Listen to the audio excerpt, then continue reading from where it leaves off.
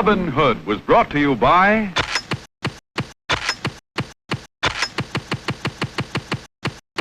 Wild Root Cream Oil. Let me tell you about one particular Robin Hood adaptation.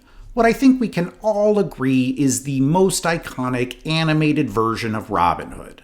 A bunch of potatoes want to get into a theme park for free, so they join some student potatoes filming an adaptation of Robin Hood. In the middle of filming, a group of human children stop by to bully them and end up kidnapping the potato playing Maid Marian. The line between movie and reality soon becomes blurred as the remaining potatoes stage a rescue of Marian Potato. We get an extended potato versus human fight scene before the potatoes successfully rescue their kidnapped friend and escape with the humans in hot pursuit. They run into some knights who turn out to also be potatoes, but maybe adult potatoes, and the story ends abruptly with everyone agreeing that the movie will be a huge success. Let's hear it for Robin Hood, potato! I'm kidding, of course, about that being the most iconic animated version of Robin Hood, not about it existing. It does exist. But everyone knows that the actual most iconic animated version of Robin Hood is the 1972 anthropomorphic classic, The Adventures of Robin Hoodnick. The first Robin Hood to ask the question, what if Marian was a materialistic nag and everyone hated her? And then we'll rip out these ugly archways and put in some revolving doors. But really, my pet. And of course I'll want wall-to-wall carpeting. It's Robin Hood for those who like their swashbuckling with a healthy dose of misogyny. He is kind of outspoken. Oh, yes? By whom? Obviously, I'm trolling fans of the Disney animated Robin Hood, but the truth is, I could do this joke all day. I could run this back another 20 times with animated Robin Hoods alone. And this speaks to one of the harder things to communicate about Robin Hood, which is the sheer scale of it. Hundreds of hours of content made up of dozens of movies, at least 10 shows, not to mention all the themed episodes and Robin-like recurring characters you can find in 100 unrelated other places. It's everywhere, and it's all pretty similar. It's a bit hard to explain the odd mixture of boredom and fascination that accompanies watching the same scene pop up in media that stretches out over 100 years. A scene may not be in every version, it may not even be in half, but there's so much of this content that you can cycle from novelty to exhaustion to perverse fascination, all with this same scene. When I started watching Robin Hoods, my goals were fairly reasonable. I saw that terrible Russell Crowe Robin Hood from 2010 and the bad but ultimately less terrible Taron Egerton version from 2018, and I figured I'd go watch all the English language theatrical releases and see what makes for a good version. That's just 18 more movies. It's a fair number, but it's achievable. And I'm making my way through, peppering in one TV show for fun, and then I enter a fugue state and wake up having completed 7 TV shows, over 40 movies, and God only knows how many Robin Hood-themed episodes of television. I feel like when people talk about Robin Hood, they talk about it like it's some old story we still occasionally make movies about, instead of what I'm beginning to suspect is the most commonly told English language story today. A story that seems to permeate our culture in a way that few other things do. I've watched well over 200 hours of Robin Hood content, about 270 hours at last count, and the end is still not in sight. There are 3 TV shows I never finished, 3 I never started, and another couple miniseries I couldn't find. There are also 30 episodes of television that weren't available or I never got around to verifying, not to mention things like Robin Hood as a side character in shows like Once Upon a Time or Ever After High.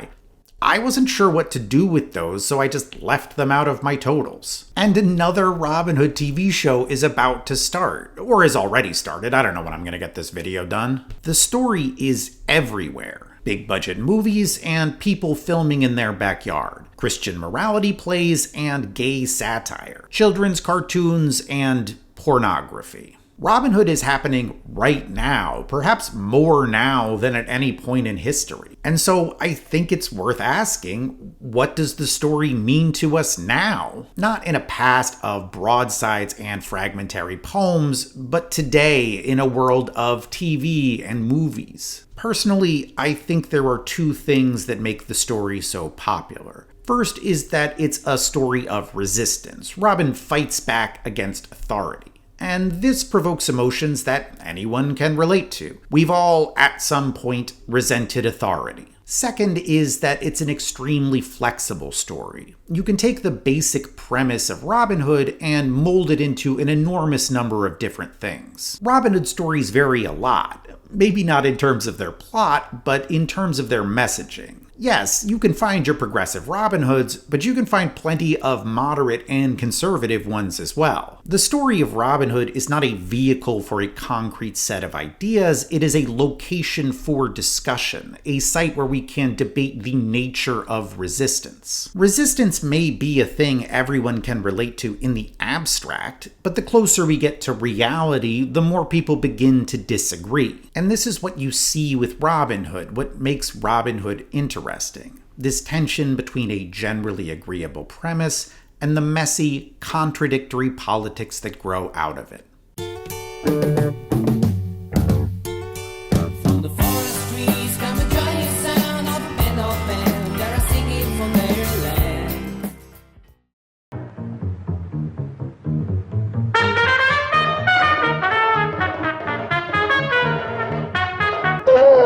It's Boppin' Hood and his Sherwood Trio. So let's start with the fact that there's no real Robin Hood. Of course, literally, there was not an actual person that the Robin Hood stories are based on. Or maybe there was, whatever. There is what seems to me to be an extremely stupid academic debate about whether or not Robin Hood was a real person. I read an old book that turned out to be all about this question, and it struck me as pretty ridiculous. It's a debate dominated by sparse evidence, wild speculation, and snarky pedantry. And I just have no interest in the question. The story of Robin Hood that exists today looks completely different than the earliest stories. No Richard, no Marion, no robbing from the rich and giving to the poor. So are we just trying to identify a random outlaw that happened to inspire a bunch of stories that don't reflect his life in any way? I mean, what are we even talking about? What I really care about is that there's no real Robin Hood story. No specific people or events that need to be included, and no specific world it needs to take place in. There are norms, of course, norms I suspect most people are familiar with.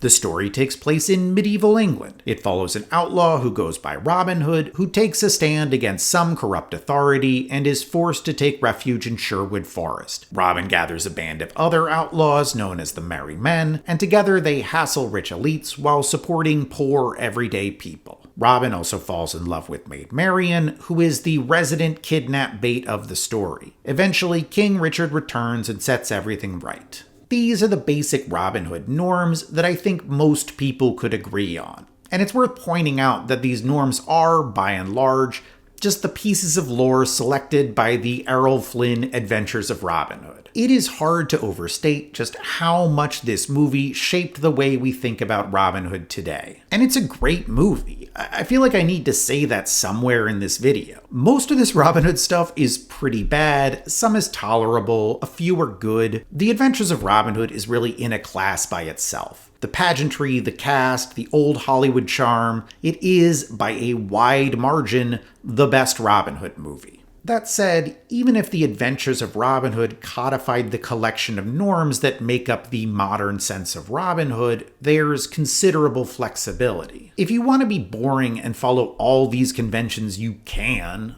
I mean, sort of anyway. Like, some stuff contradicts other stuff. Like, sometimes Robin is a peasant, and sometimes he's a yeoman, and sometimes he's a noble, and it's not possible to follow all three.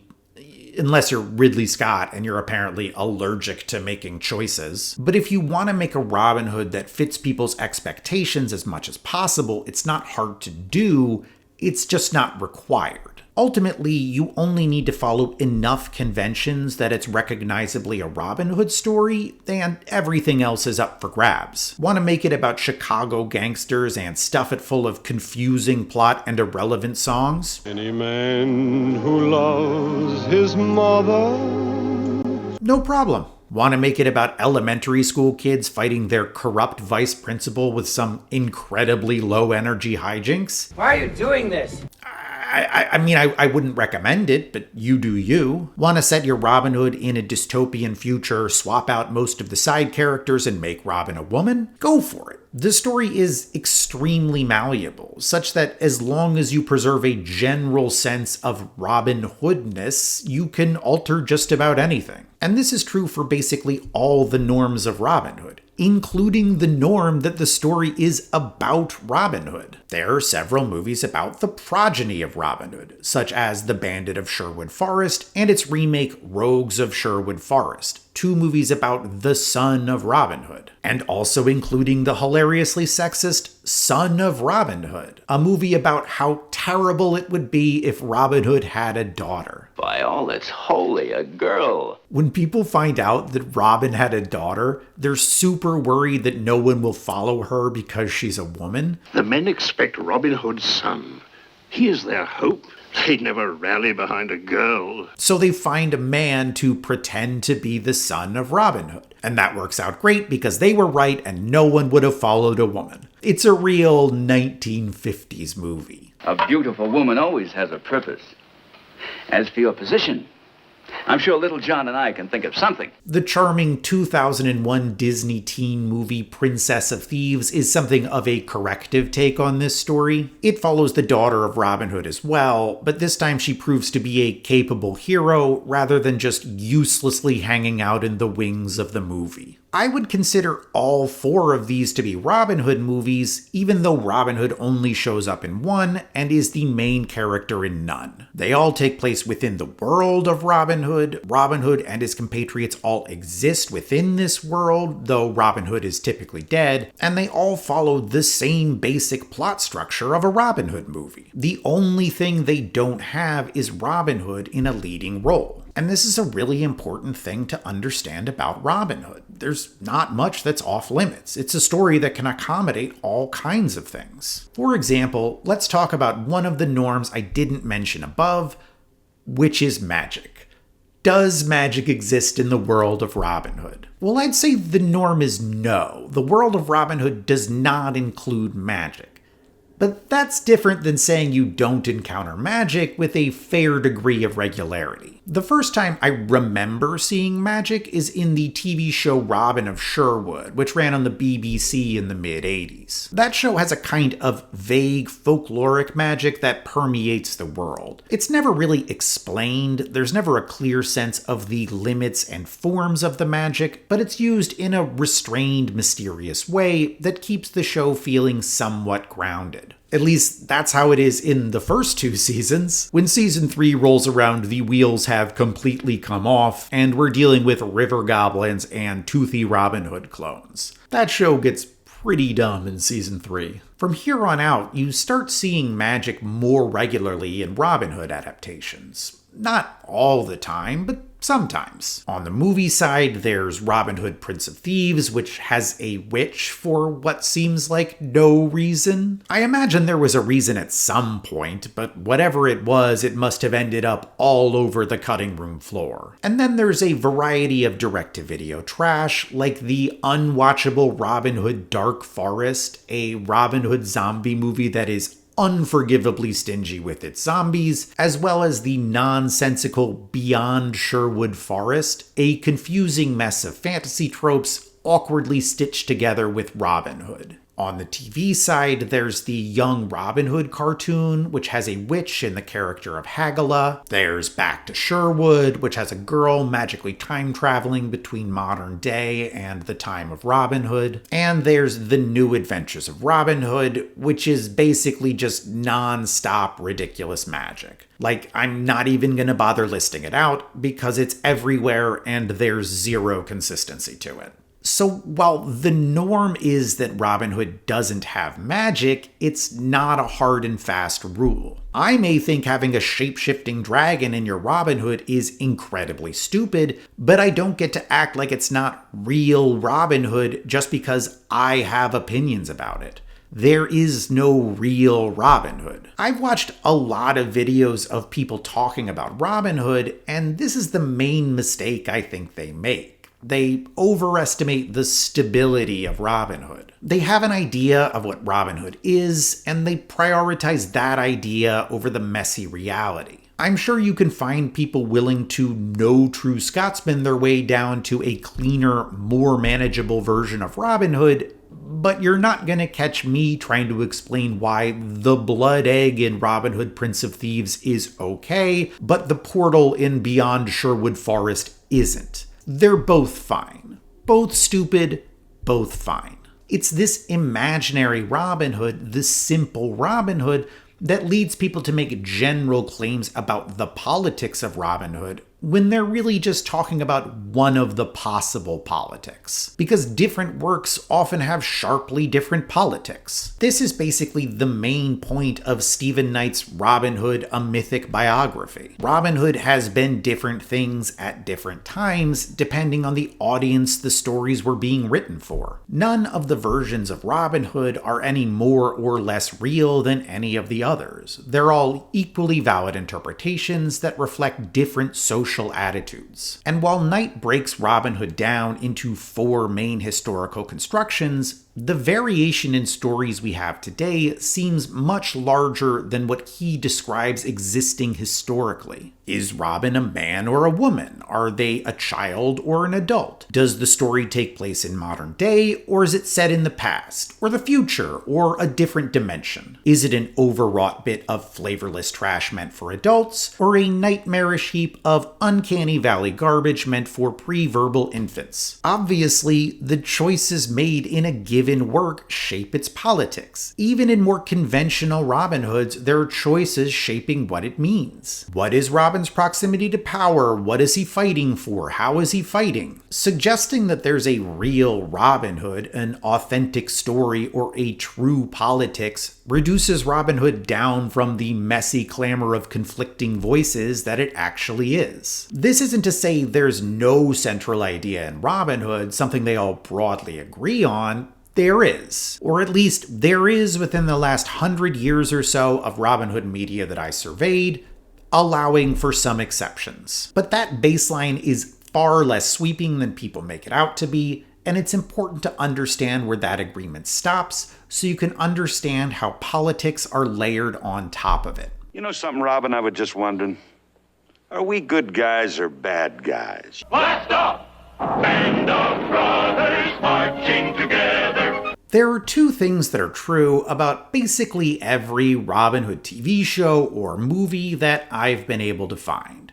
Robin Hood is an outlaw, and Robin Hood is a hero. And while it may seem overly simplistic, that is what I would argue makes up the baseline moral foundation of Robin Hood in the modern context. It is possible to be moral while defying legal authority. Robin Hood envisions what I like to think of as altruistic criminality.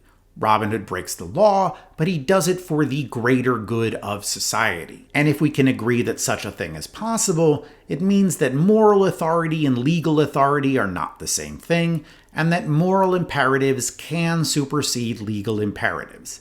It can be right and just to disobey the law. This is so embedded in Robin Hood stories that it's easy to not even think about. Robin Hood as good guy outlaw is assumed. This is what makes Robin Hood so easy to map onto children's cartoons. We all know who the good guys and bad guys are. You don't see a lot of Robin Hoods debating whether or not Robin Hood is a good guy because goodness is in the DNA of the character. Instead, it's much easier to see the philosophy of Robin Hood in media that engages with its ideas from the outside, wrestling with how to integrate the story into the world we actually live in. And this happens pretty regularly on television in the grand tradition of the Robin Hood episode. When I talk about the Robin Hood episode, I'm not, in this case, talking about a Robin Hood TV show, of which there are many, but rather a show about something else that uses Robin Hood as a theme for a particular episode. RoboCop versus Robin Hood. Robin Hood magically transported into the Charmed universe, that kind of thing.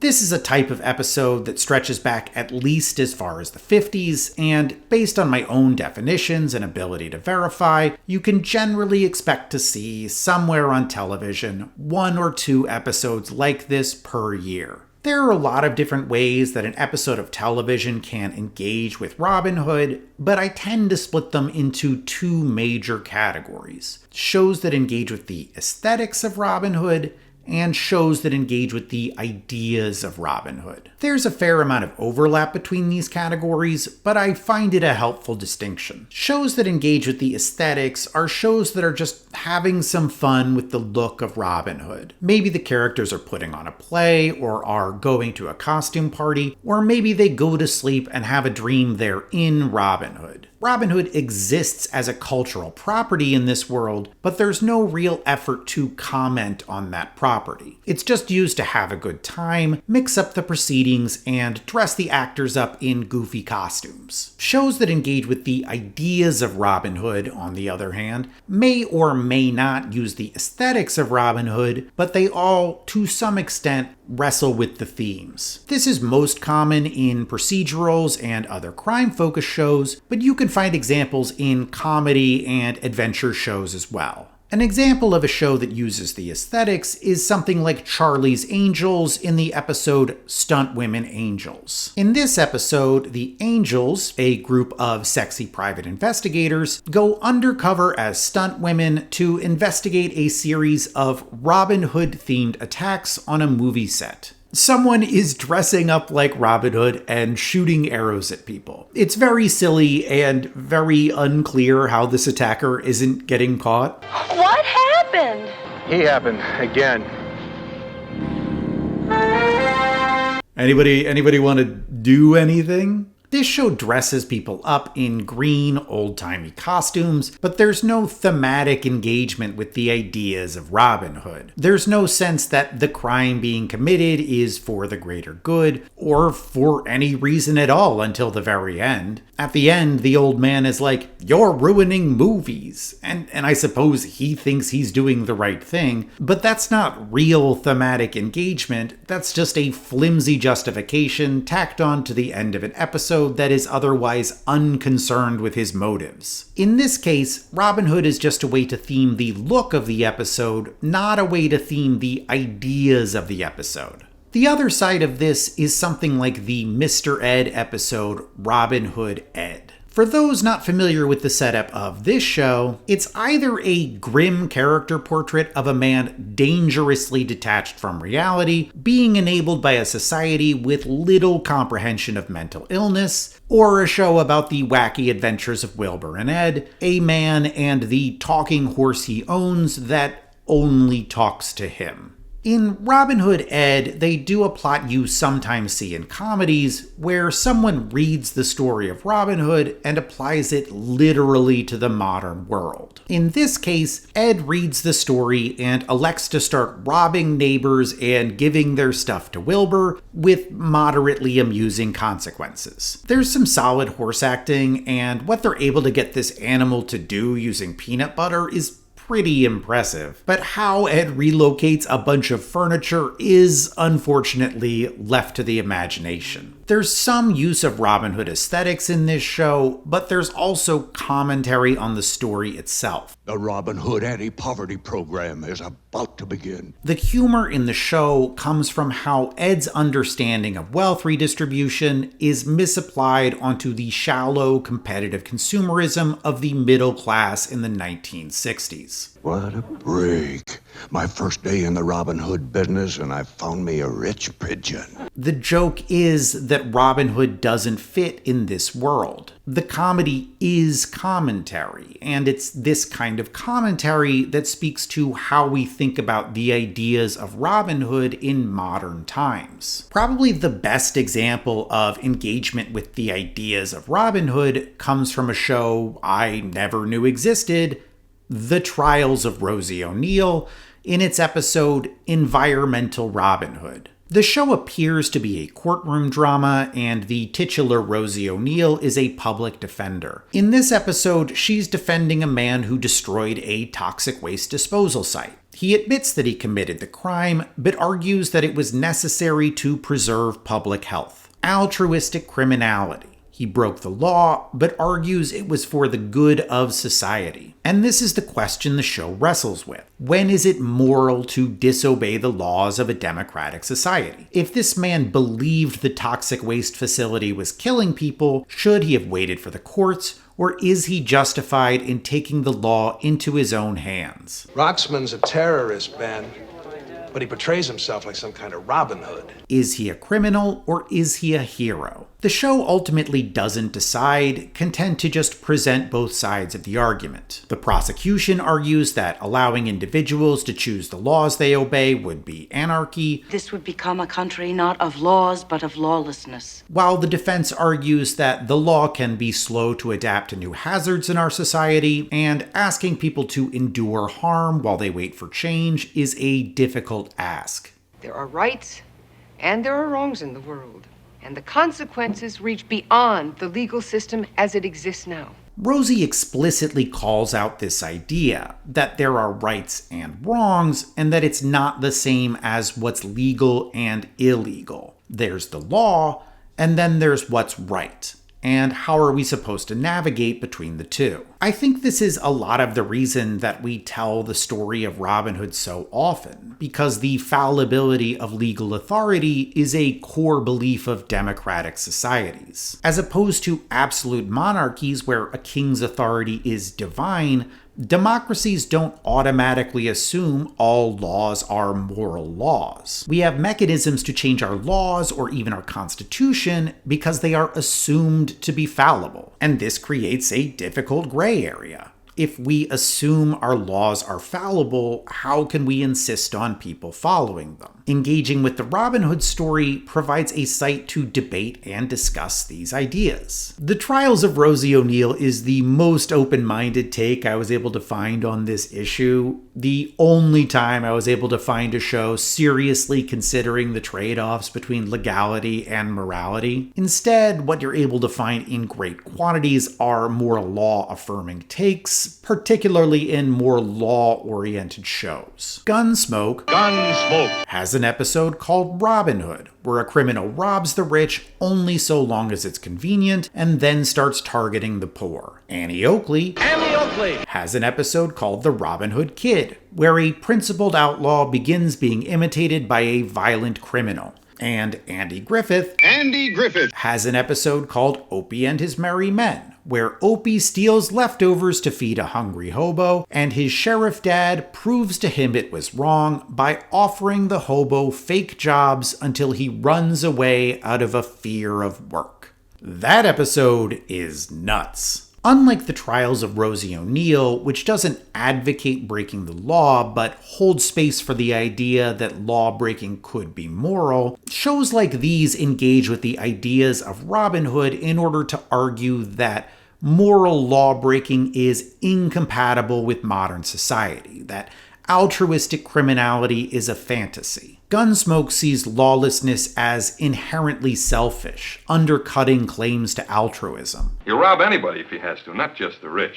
Annie Oakley sees it as naive, with too many adverse consequences to support. For your information, there are a lot of other people that are trying to do the right thing too, but in an orderly fashion. Andy Griffith kind of stands alone in arguing that you shouldn't break the law to help those in need because anyone who accepts charity is immoral. An able-bodied man like this friend of yours. But Paul! Maybe a fella might be down on his luck, but he don't want charity. Not if he's honest. In fact, Rosie O'Neill aside, the core message of Robin Hood-themed TV shows is unambiguously pro-social order. Breaking the law is always wrong. The only real distinction is the perspective a show takes on the people imitating Robin Hood, whether they're immoral or idealistic. Shows like Gunsmoke and Andy Griffith take the negative view, that Robin Hood is immoral and the people advocating for its ideas are villains. They are criminals fooling the public or con artists seeking to exploit the generous. And this kind of cynical view of altruism is pretty common, though the specifics will vary from show to show. Maybe interest in the ideals of Robin Hood is a mask for lazy, drug-addled youth. Or maybe generosity is a scam to make people idle and dependent. That elusive lure of easy living. Maybe activist wealth redistribution is an adolescent bid for attention, or maybe true believers in ideals above legality are fully untethered from all moral constraints, willing to do anything for their misguided beliefs. Bartis didn't hesitate to shoot his own crew in the back. What else is he willing to do? That episode of SWAT is a fully unhinged conservative fever dream and could be a whole essay in its own right. On the other side of this are shows like Mr. Ed, which take a more positive view, where someone means well, but is too innocent to understand how things work in the quote-unquote real world. These episodes don't think the person mimicking Robin Hood is evil, just naive, that there's validity to their ideas, but that the execution is wrong. It's generally children, as in Dennis the Menace or Wishbone, but at times there are more questionable choices, such as when Beretta has this person be someone with an intellectual disability, or in Riptide where it's a weird loser. What ho? What's pretty much always the case, though, regardless of whether Robin Hood is immoral or naive, is that these shows present the ideas of Robin Hood as being unsuitable for the modern world. Good or bad, they don't fit. Take the episode of White Collar, Scot-Free. I haven't really watched any of this show, but as far as I can tell, it appears to be a standard case of the week procedural featuring a mismatched detective duo. In this episode, the detectives are searching for a thief that steals from the rich and gives to the poor, who they call Robin Hoodie. He is, in classic fashion, presented as just a good kid, you know? He reminds the hero a lot of himself when he was younger. He means well, but he just doesn't understand how the world works. Not a lot of attention is given to whether the thief's actions are justified or whether the law is correct. Instead, the focus of the episode is on saving this well-meaning kid from his own youthful idealism. Ultimately, one of the cops convinces the kid to turn himself in, pay his debt, and eventually join normative society. The message here, like in virtually all these kinds of episodes that I've been able to find, is pro-social order. You can't fight the system, don't even try. He caught me, and he will catch you. Only question is when.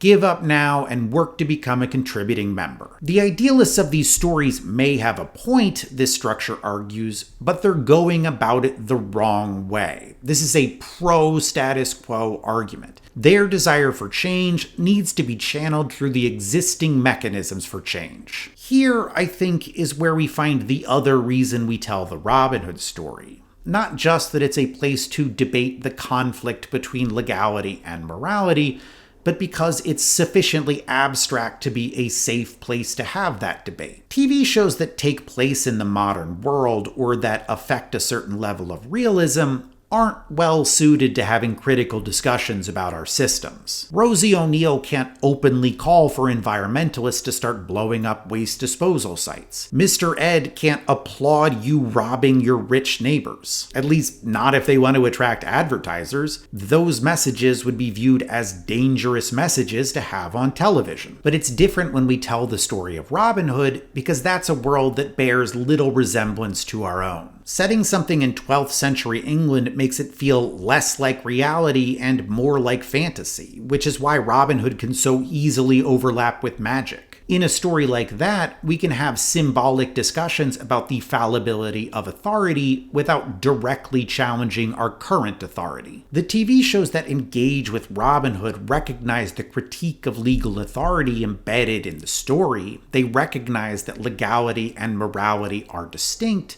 but they always come down on the side of social order. Regardless of their political slant, their perspective on the core ideas of Robin Hood are always the same. What justifies breaking the law? Nothing. So while they're helpful in understanding the moral baseline, their politics are pretty boring. So to understand the politics of Robin Hood, let's get back to talking about the stories themselves. Many long years ago, a fella named Robin Hood, he used to rob the rich, most every chance he could. A general baseline ethics of Robin Hood provides a starting place for figuring out what the politics of a specific Robin Hood look like. While Robin Hood asserts that it can be moral to resist legal authority, that's not saying that all resistance is necessarily moral. So then, the principal political question of Robin Hood is, under what conditions can resistance be considered moral? And just to get this out of the way up front, there is not broad agreement as to what those conditions are. Not in our society, and therefore not in Robin Hood. The trap here is that people will take a particular aspect of the Robin Hood mythology and assume it has clear meaning, rather than being a box meaning can be put into. For example, let's take what is probably the best known aspect of the Robin Hood mythology, the idea that he robs from the rich and gives to the poor. People will take that phrase and imagine it to be a complete political statement rather than a fairly empty platitude. We steal from the evil rich and give to the deserving poor. All right!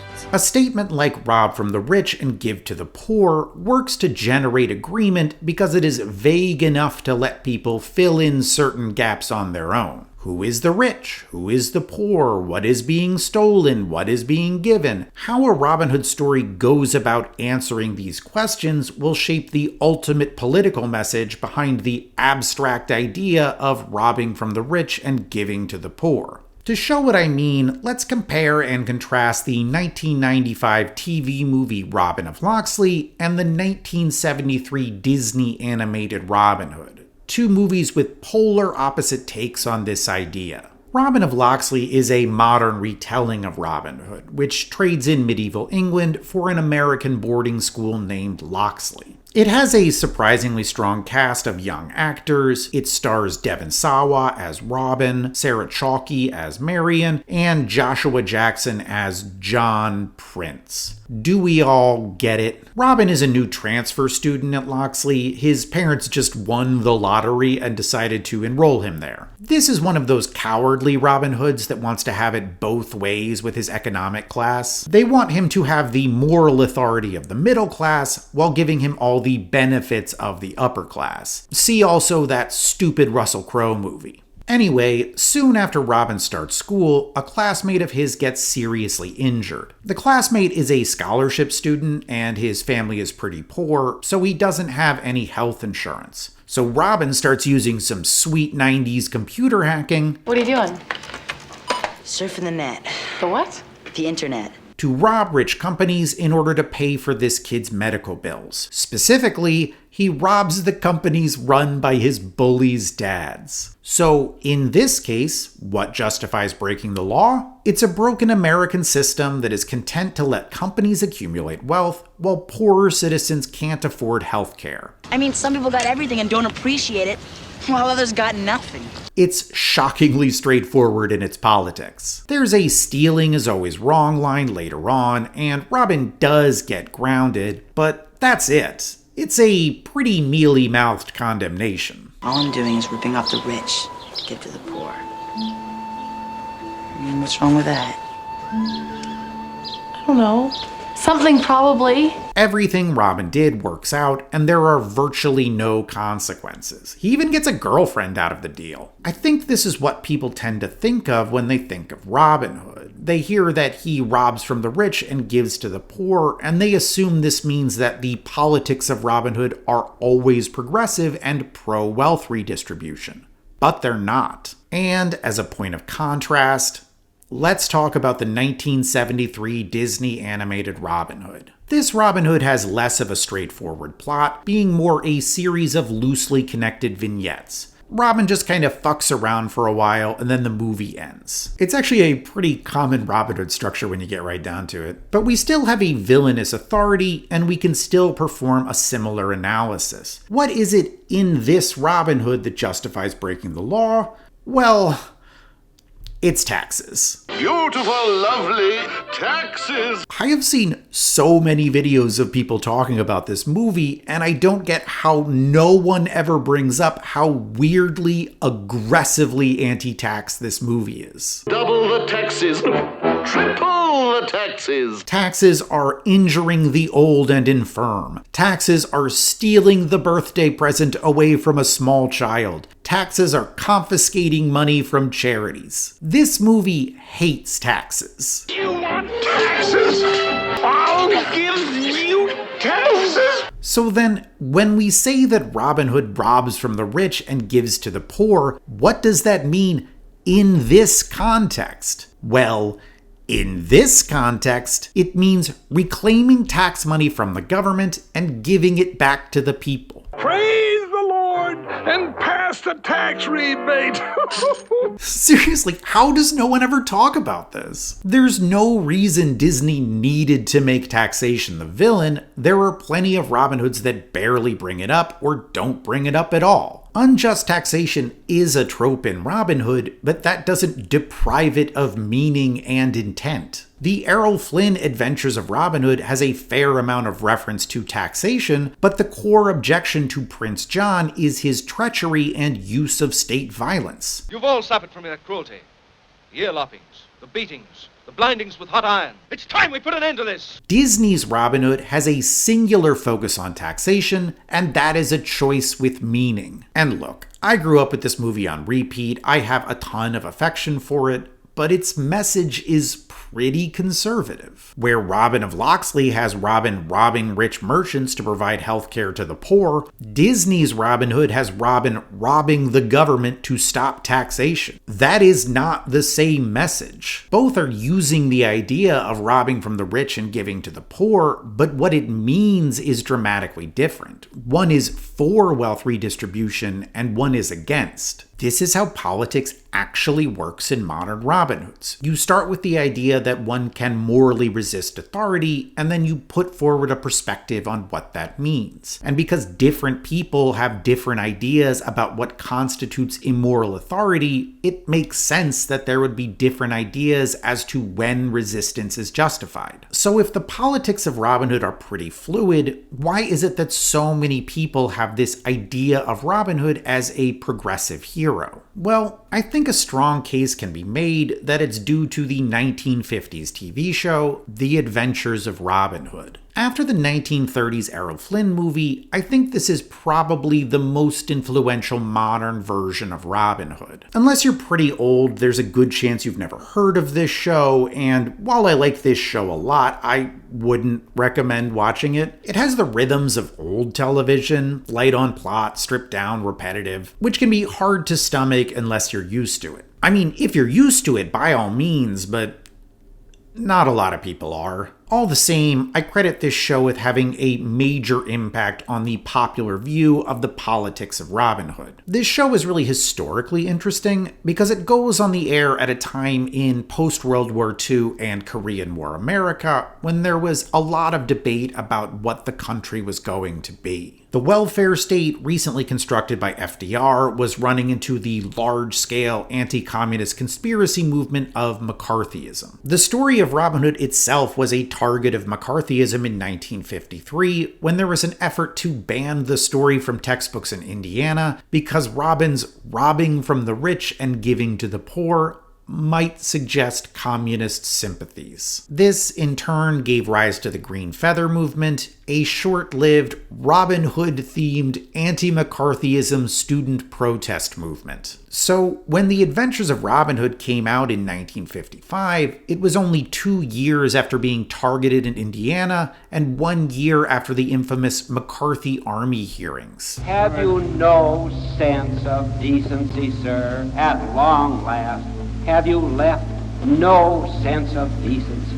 And, truth be told, The Adventures of Robin Hood has a pretty communist origin story. It came from a studio initially funded by the US Communist Party and was conceived of as a way to secretly employ writers blacklisted by the House Un-American Activities Committee. Despite this leftist pedigree, the show does still appeal to the mainstream values of the time. The setup is that Robin returns from the Crusades to find that he has been declared dead and his lands seized. He takes his case to the sheriff, bearing a letter of support from King Richard. The sheriff rules in Robin's favor, but then plots to have him killed. But Robin escapes assassination, flees into Sherwood Forest, and joins the outlaws who live there. This looks a lot like a standard defense of property rights setup, a pretty common inciting incident in Robin Hood's, but there's a deeper piece here, which is Robin's military service. Robin is a veteran returning from a war. He spends nearly the entire first episode wearing his Crusader garb, and his veteran status is something that would have particular resonance to an audience that had just gone through both World War II and the Korean War. There was a lot of political will around rewarding veterans. The GI Bill passed in 1944, and the Department of Veterans Benefits was established in 1953. In light of this, what makes the sheriff bad in this Robin Hood, what makes his authority villainous, isn't so much a denial of property rights as it is a failure of the state to honor the obligation it has to Robin due to his service for the country. You crusaders are all alike. You volunteered to go to the war of your own accord. Nobody makes you go. And then you expect special consideration because of it. That is the position of the show generally, that the state has an obligation to its citizens, an obligation to offer assistance, and a failure to honor that obligation justifies resistance. It has a leftist flair, but in a moderated, pro-social way. Robin acts less like an outlaw than he does a corrective political force. He doesn't so much rob the rich as he does tax them. We're not very wealthy here, so our custom is the guest pays for the dinner. Oh, it's a very simple custom, really. Just half of whatever the guest has in his purse. Taking 50% of what they carry and giving this back to people in need. A position that would seem pretty moderate at a time when taxes on the rich could reach 90%. He also investigates crimes, conducts trials, and doles out justice. Whatever people need that the sheriff or the nobles don't bother with, Robin is there to step in and take care of. That's where the communism really is in this show, in the structure. The show positions the government as the outlaw, as Robin Hood, defying the authority of the wealthy. It is a vision of government, one where the role of the state is as an agent of the working class, intervening against the authority of the rich. Just look at one of my favorite episodes, The Sheriff's Boots. Oh, did I mention that in the first couple seasons, every episode starts with a little song? When the sheriff wanted boots, his underlings began a war. When Robin finished with the louts, their feet indeed were sore. Delightful. In this episode, the sheriff likes the boots some peasants make, and their sudden popularity begins to undermine the wealthy boot merchants. The sheriff is initially protective of the peasants, but when he finds out the leather for the boots comes from Robin's band, he allows the wealthy merchants to terrorize the peasantry to try and stop them from making boots. To combat this, Robin and his band teach the peasants how to fight back and defend themselves against the goons of the wealthy merchants. The message here is not subtle. Now the sheriff is wearing our boots, the whole of the city is buying them. And that is what we merchants of Nottingham are not going to stand for. Why, the gentry are going around with their feet shod like serfs, and you steal our profits. Robin is defending laborers from the exploitation of the profit-motivated rich. This is what a leftist Robin Hood looks like. Not like this, like this.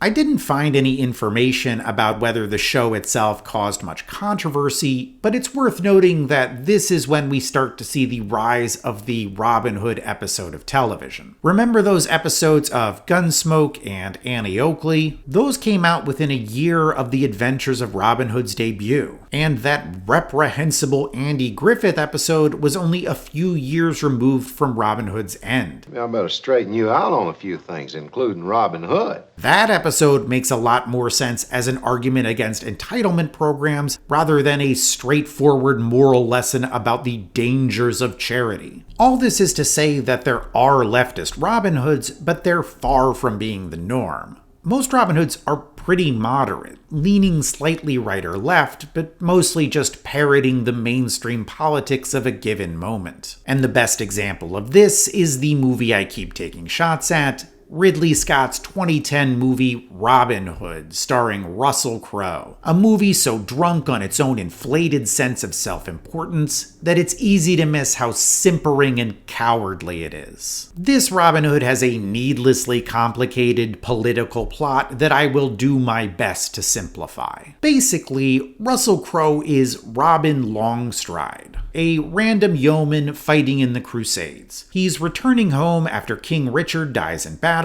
and, through a complex series of accidents, ends up pretending to be Robert of Locksley, a regional baron, son of Max von Sydow, and husband to Cate Blanchett's Marion. Robin travels to the Locksley lands for reasons, and is convinced to continue pretending to be Robert of Locksley because Marion needs a man or she's going to lose the Locksley lands when Max von Sydow dies. Sydow convinces Robin to do this by promising to tell him about his real dad, who, in the dumbest twist of the movie, turns out to be some kind of 12th century political organizer. Elsewhere, in another fucking movie, Mark Strong is plotting with the French to attack England and is going around the country terrorizing the people to try and stir up dissent against King John. When John finds out, he goes to rally the barons to war, but it's not working. That is until Robin comes in, gives a big speech, and gets John to promise to sign the Magna Carta and give everyone rights. Because that's what the Magna Carta is, apparently. John agrees, the barons agree to fight, there's a big battle, and everyone loves Robin because he's just a great leader of men. This makes John jealous, so he burns the Magna Carta and makes Robin an outlaw! Robin sets up shop in the forest. End of movie. If you're wondering where all the Robin Hood stuff is, yeah, me too. They barely address the hood part of the name. It's one incredibly vestigial scene they tack on at one point, based on a grain subplot. Oh my god, what a stupid fucking movie. So then, what are the politics of this movie? Well, first, let's be clear about what they're not. This is not a Robin Hood in favor of wealth redistribution. That's pretty clear from the jump, as the opening scroll positions Robin as defending the weak against the strong, rather than defending the poor against the rich. And the entire movie is remarkably uncritical of landed gentry. The king is bad, sure, but the barons are treated more like small business owners than feudal lords. The movie seems to draw no distinctions between landowners and the people that work their lands. There's also this line, "No one should have 4,000 acres. A suggestion that too much wealth concentration is immoral, said by an invading Frenchman as an apparent justification to sexually assault Marion. Like Jesus Christ movie, are you really making a symbolic parallel between wealth redistribution and sexual violence? The economic politics of this movie are basically libertarian capitalism. If it's illegal for a man to fend for himself, how then can he be a man in his own right? The goal isn't government aid, it's freedom from government intervention. So what would you have? Castle for every man? Every Englishman's home is his castle. cringe. This is a particularly galling choice given that the movie came out in 2010, a time when the US was still in the early stages of dealing with the impacts of the Great Recession. Given the context, it's pretty shocking just how little criticism the rich get in this Robin Hood movie. And this line? So what would you have? Castle for every man?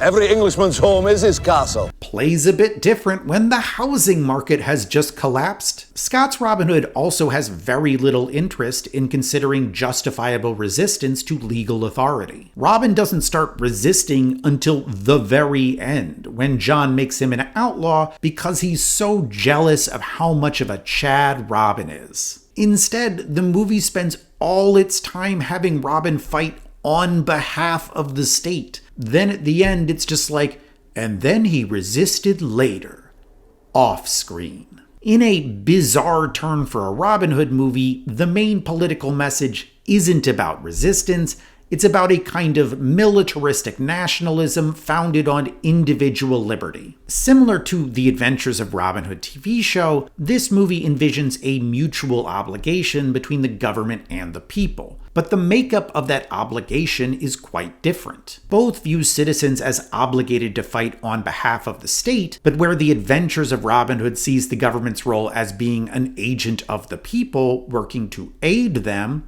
Ridley Scott's Robin Hood sees the government's role as nothing more than a protector of basic liberties, God-given natural rights. Governmental actions are only good insofar as they don't infringe on these natural rights. When Robin finally goes to Sherwood Forest at the end of the movie, Scott seems to envision it as a return to the state of nature. No tax, no tithe, nobody rich, nobody poor.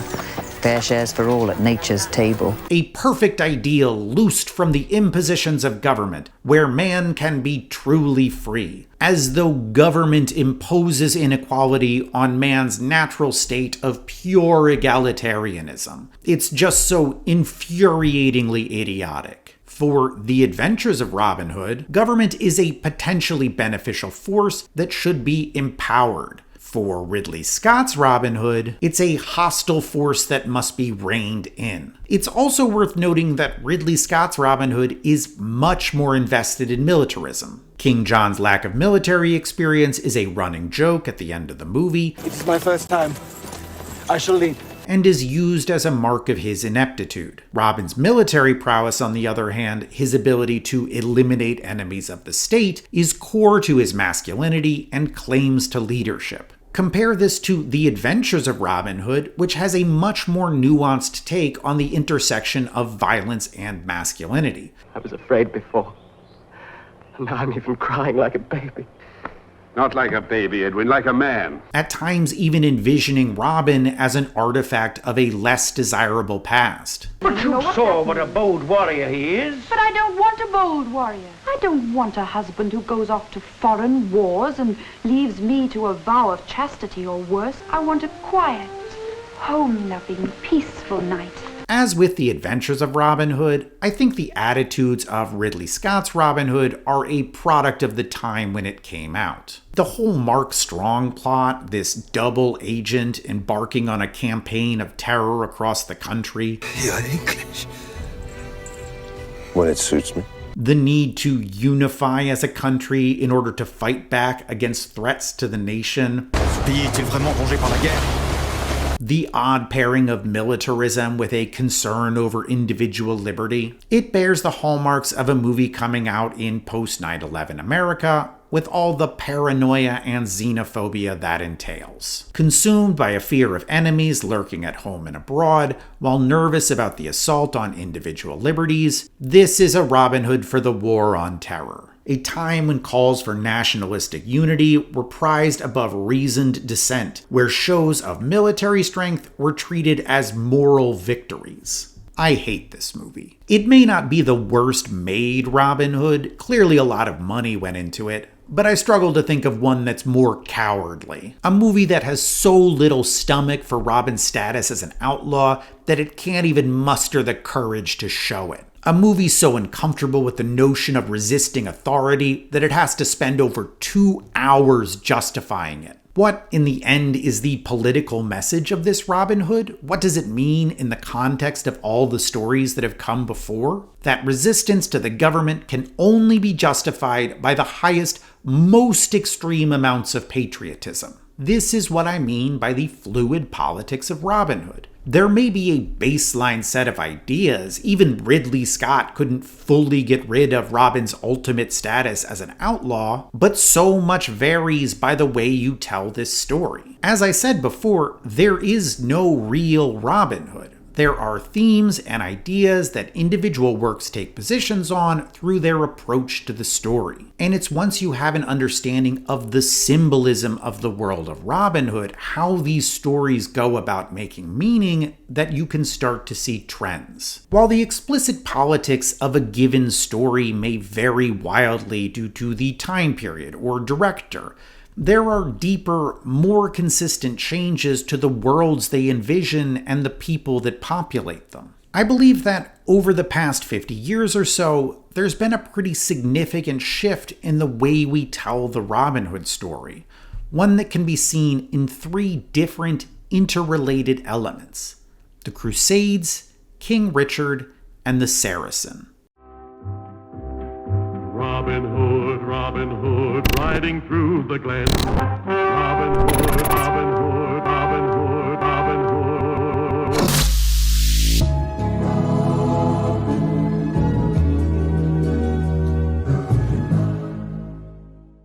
One of those things that you spot pretty early on when you're making your way through the Robin Hood movies is that the newer ones feel a lot different than the older ones. At one point, the colorful, bombastic, playful world that Robin Hood exists in gives way to a darker, dirtier, less optimistic one. 1967's A Challenge for Robin Hood feels like the last of the classic swashbuckling adventures. Soon we're getting the grim 1969 movie Wolf's Head, The Legend of Robin Hood, the tragic 1975 BBC miniseries The Legend of Robin Hood, the deeply haunted 1976 movie Robin and Marian, and the violent, jaded 1984 series Robin of Sherwood. Things ease up a bit in the 90s, Robin gets less traumatized, he gets back a bit of his swagger, but things aren't the same anymore. The dirt and grime are still there, the fun feels more conditional. Optimism isn't fully gone, but it tends to show up more in the emerging crop of variant Robin Hoods, stories that take these central ideas and make them into something new. Robin Hood in a prep school, Robin Hood as a girl's coming-of-age story, urbanism Robin Hood, respectability politics Robin Hood. These stories can have a bit of idealism, but the mainline movies and TV shows, the classic Robin Hood stories, can't muster the same energy. It's as though there was some secret agreement that we can no longer tell those same tales of decades past. Understanding this change starts with something I find pretty notable. These newer, less cheery Robin Hoods have introduced a new character. Robin Hood gets new characters from time to time. Every century or two, we seem to add someone new. Friar Tuck, Marian, Alan a Dale, all later additions to the story. But for the first time since Robin Hood entered Hollywood, the first time in 100 years, we might be seeing the rise of a new character: the Saracen. The word Saracen was a medieval European word used to refer to a variety of Arabian tribes,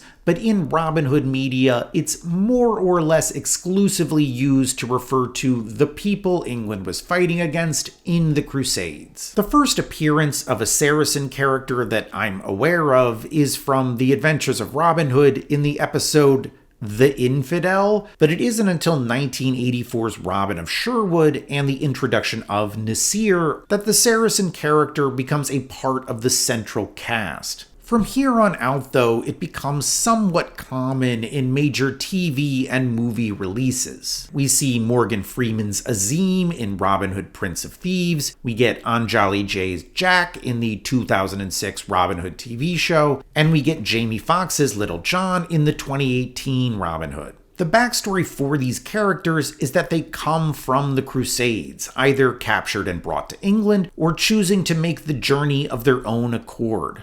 I'm certainly not the person to say whether this is good representation, but it's definitely a notable change. What was once a predominantly unseen villain of a holy war is now a person, one of the heroes, with their own history, motivations, and humanity. The growth of the Saracen character is a change that goes hand in hand with the way the stories present the Crusades themselves. In the old movies, they are an unquestionably moral war, a fight between the forces of good and evil, but also a war that is rarely, if ever, shown. There's a reason I have to keep using footage from the old Douglas Fairbanks version. Just as the Saracen is an invisible villain, the Crusades are an invisible war. But as the Saracen enters the movies, the Crusades enter as well. Now visible, they are a war of deep moral compromise, one filled with atrocities that force Robin to reflect on his own complicity. There's a bit of variation as to whether a movie depicts the Crusades themselves or other battles Richard engaged in following the Crusades, but either way, showing them at all marks a significant departure. The war is one of senseless brutality in Robin and Marian, narcissistic adventurism in Robin of Sherwood, an unnecessary quagmire in the 2006 Robin Hood, and a gruesome fascistic manipulation in the 2018 Robin Hood. Even Ridley Scott's Robin Hood gives Robin a speech about how bad this war is. Will God be pleased with my sacrifice? No, he won't. The sense of a holy war, a war being fought in the name of a greater good, is gone. Instead, there's only moral compromise, emptiness, violence. And finally, there's King Richard, who is at the heart of this change to modern Robin Hoods because of what he stands for in the story. In classic depictions, he's this absent figure of great esteem, waging war in the name of a greater good. He's a man worth fighting for, a man worth trust. When he finally returns, he renders judgment on evil rulers, forgives Robin for his actions against the state, and blesses his marriage to Marian. He's a man whose return heralds the start of a new golden age. Richard's presentation borders on Christ-like, and that is because in the symbolism of Robin Hood, Richard stands in for moral authority. The basic conflict of Robin Hood is the conflict between legal authority and moral authority, and that plays out in the conflict between some local contingent power, Prince John or the sheriff or whoever, and an absent true authority held by King Richard. The authority held by the villain is always presented as illegitimate, unjustly seized from King Richard. And this is because the villain's earthly legal authority is always second to a greater, potentially divine, moral authority possessed by King Richard. Richard represents an absolute morality, backed either by religion or some other guarantor of a clear, universal sense of right and wrong. This is ultimately the underlying symbolic logic that allows Robin to morally resist legal authority. Whatever his immediate political reason for resistance may be, he does it in service of a higher law, a moral law represented by King Richard. But again, like with the Crusades, we see Richard's character start to change. He's shown as a brutal, short-sighted drunk prone to war crimes, a violent, selfish manipulator with no interest in his subjects. Even in his most sympathetic portrayals, he's a man unable to end a senseless war, caught up in events he seemingly cannot or will not control. So how then do we interpret Richard's fall from grace? Why is he such a compromised figure in modern Robin Hoods? And the answer, I think, is best found in the movie Robin and Marian. Robin and Marian is a fascinating movie, even if it's a bit of a mess. I don't know if the studio meddled or what, but there are some strange choices that feel very at odds with the ideas the script seems to be putting forward. Like, what is this tagline? This movie is not a romance. Robin and Marian is a profoundly cynical movie, a movie that is essentially about disillusionment, one that finds its characters trying to grapple with their own loss of meaning. It's an idea that is communicated from the start when we join Robin, played by Sean Connery, still fighting alongside King Richard years after the Crusades have ended. We find him sieging a castle full of only women, children, and one half-blind old man, the defending soldiers all having fled. Richard sent Robin there in search of a treasure, a statue made of gold that Richard believed was there. The old man tells Robin that the story is a lie, a legend, that the treasure is just a stone. But Richard sacks the castle anyway, killing the women and children within, though not before being wounded. He does find the treasure, and it is a stone after all. No gold to be found. The wound to his neck soon kills Richard, and Robin returns to England with Little John. This is how the movie begins, and the symbolism is very clear. King Richard is a man committing atrocities because of old stories and empty legends. It is a clear critique of religion or any other system that drives people to violence over supposed higher ideals. My treasure. Gone. And the Lord is gone. Your treasure never was. In older Robin Hoods, Richard stands in as a higher law, as moral certainty. Robin can disobey the sheriff because he does it in service of King Richard. But in Robin and Marian, the Richard that Robin believes in is a violent, dissipated man chasing his own hollow ideals. How can Robin justify himself now? Richard isn't a hero, he's just a man searching for a treasure that's nothing but a legend. The ideals that motivated Richard to wage war in the Crusades are like that statue. Fool's gold, a worthless justification for monstrous acts. There is no higher meaning, no ultimate truth, only people in search of one. This, fundamentally, is what the movie is about. The loss of higher meaning, the loss of moral certainty. For Robin, that higher meaning was Richard, and when he returns home, he has to grapple with what his life means now. What will you do without me now, Jolly Robin? Now I'm dead. Marian, played by Audrey Hepburn, faces a similar problem. But instead of believing in Richard, she loved Robin. That love was her higher purpose. Then he abandoned her to fight with Richard in the Crusades, and she was left alone and empty, without meaning. Devastated, she tries to take her own life before turning to the church in hopes of replacing her love of Robin with a love of God. I think I thought that of all men, you'd mind most if I married Jesus. But when Robin returns, she's forced to wrestle with the conflict between these two loves and her own complicated search for a higher purpose. What follows is, in some ways, a traditional Robin Hood movie. Robin kidnaps Marian to save her from the sheriff, so the sheriff grabs some nuns to try and get Marian to turn herself in. So Robin stages a rescue of the nuns, so the sheriff chases him into the forest. People start flocking to the forest to join Robin's band, and then Robin and the sheriff fight, and Robin is victorious. But throughout all of this, there's a strange aimlessness, an emptiness.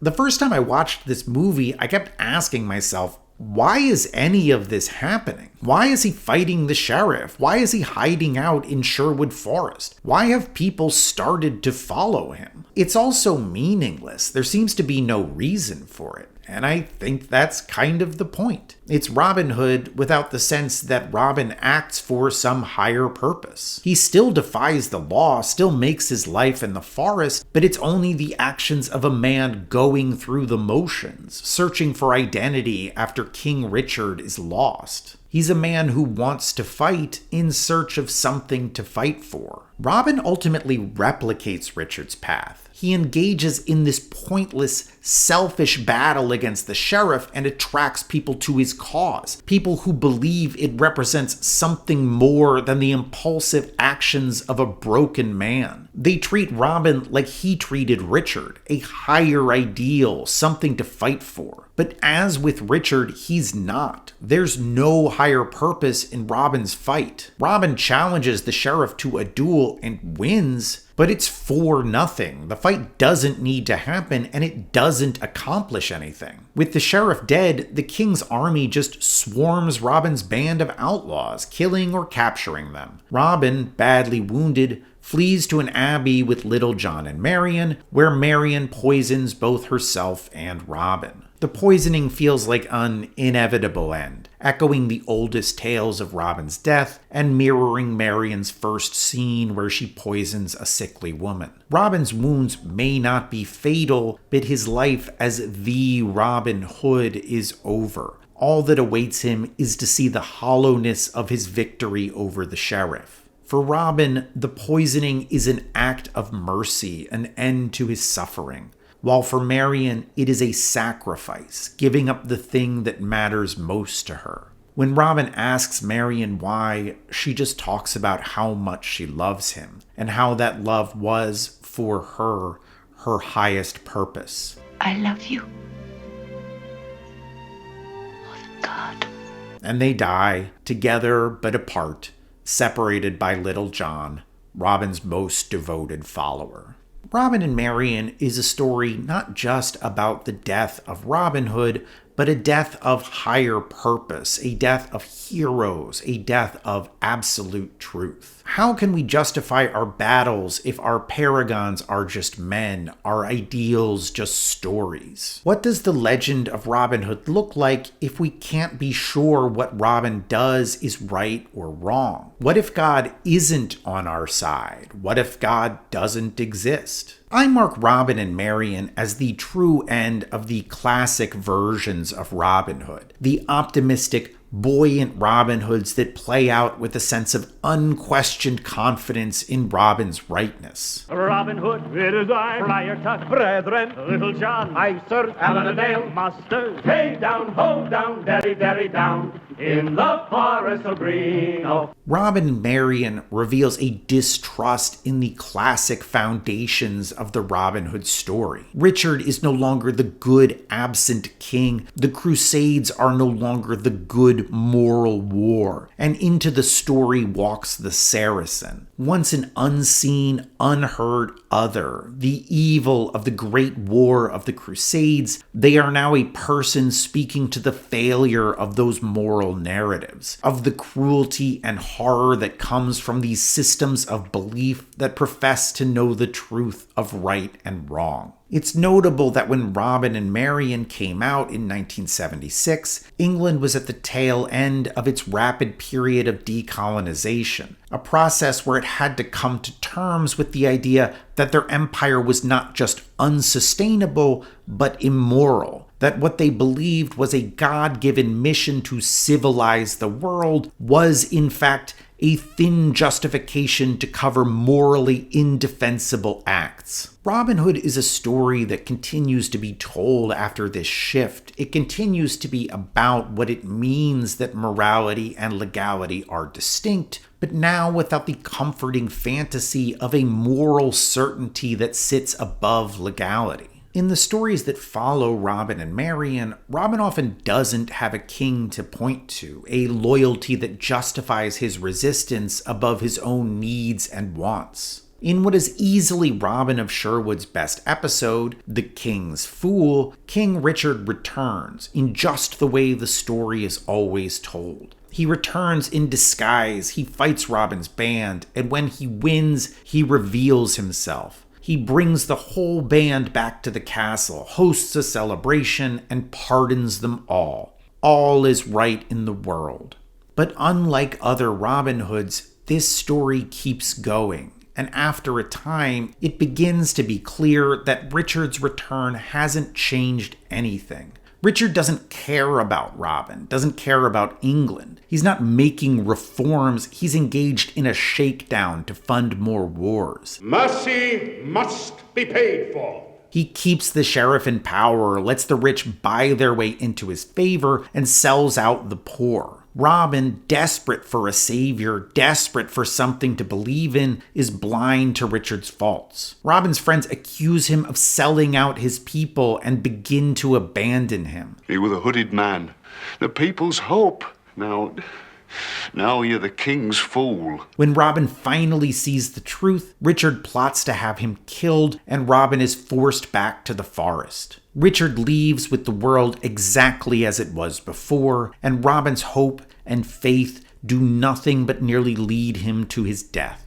In the way the story is told today, there's no easy way out for Robin, no salvation waiting on the horizon. In the major movies and TV shows that have come out in the wake of Robin and Marian, you still get a couple of happy endings, but more often Robin dies or stays in the forest, or dies or stays in the forest. In modern Robin Hoods, Robin will often never be pardoned for his crimes. We'll never really know if what he does is right or wrong. It doesn't stop him from needing to make choices to try and be good, to try and find a way to make the world a better place, but there's no longer an easy answer. What distinguishes modern Robin Hoods is this unsettling of the basic premise that, as Rosie O'Neill said, there are rights and there are wrongs in the world. But are there? How do we know what they are? How do we know that our sense of moral certainty won't lead us down the road to atrocity? The confidence of a man so sure of his actions, so convinced of the righteousness of his cause, is gone from Robin Hood. And maybe it makes the movies a bit less fun, but I think it's good that it's gone. Stories are not just entertainment, they are ways of transmitting ideas. And a story like Robin Hood, a story told with an exhausting frequency, is inevitably going to bear the marks of the lessons learned from our own moral failings. I believe that, over the past several decades, Robin Hood has taken on a new lesson. That believing yourself the bearer of a higher moral purpose, the agent of a higher moral law, paradoxically leaves you unbound by morality. Manifest Destiny lets you justify the Trail of Tears. White Man's Burden lets you justify colonialism. We're at a moment in the United States where a large contingent of people are pushing back on this lesson. They want moral certainty again. They fight to restore an image of our founders as unblemished heroes, of America as a shining city on a hill. And so, inevitably, as part of this project, they seek to remove inconvenient atrocities from our history. They want our schools and our museums to focus less on things like slavery because it teaches people that America has done evil things, is not a good nation. They fail to see that this is precisely the point, that if we strive to be moral, we need to accept that America is not the moral standard because there is no moral standard. But what these people want isn't the struggle of real morality. What they want is to be free of that struggle. They want to forget. They want a comfortable illusion that allows them to act with the impunity of certainty, and they will strip our history books bare to get it. Obviously, stories alone can't save us, but I take some comfort from the idea that stories make this project of forgetting harder. These days, Robin Hood has to answer for the Crusades. He has to face the Saracen. He may no longer appear in Technicolor, may no longer speak with the same swagger and win every battle, but at least now, as he defies the law in hopes of making the world a better place, as he searches for moral authority, he needs to find a reason beyond King Richard. At least now, he needs to justify himself.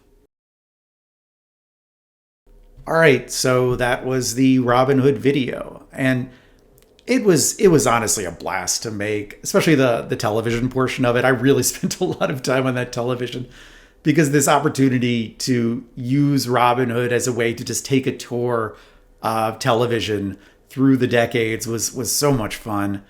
You know, there's so much Robin Hood content out there. It's kind of incredible, so much more than even I was expecting. Which means so much stuff gets left out. All these things I wish I could have included that just never found their place. There's this one Friar Tuck strip poker scene, somehow not from a pornography, that just never found a place. I mean, I guess this is that place, but just 1,000 things like that I wish I could have left in. So much more music, so many silly clips that are funny to me when you deprive them of context. There you are, as respectable a knight as one could wish for. Yes, but, well, he's not very gay. Respectable people are rarely gay. It was a great time. You know, if you think I missed something, if there's a Robin Hood that that was really important that you think I missed, please do let me know in the comments. I'm pretty burned out on Robin Hood at this moment, so I don't know if I'll watch it. But unless you know where that Robin Hood Yogi episode is, I spent all this time looking for this Yogi Bear episode, and I was able to find Spanish language versions of it, but never an English language version. So if you know where I could find that, I'll watch that one. But yeah, leave me a comment, leave me a like. Really appreciate you watching the video, and I'll see you at the next one, hopefully.